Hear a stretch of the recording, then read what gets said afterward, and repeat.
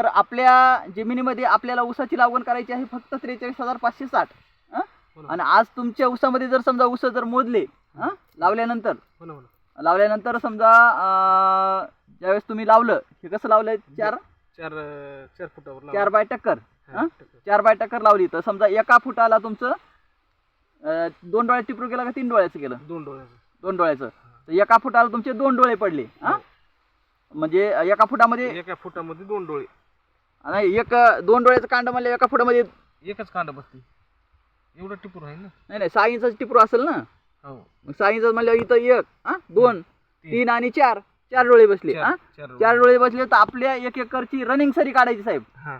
Running सरी तर आपल्या ऊसाची 4 फुटाची जर रनिंग सरी काढली, 4 त्रिकोण 12 येते, 12,000 स्क्वेअर फूट. मग 12,000 स्क्वेअर फूट म्हणल्यावर तुम्ही एका स्क्वेअर फूट मध्ये 4 डोळे टाकले तर 12 चौक 48 झाले. मग 48,000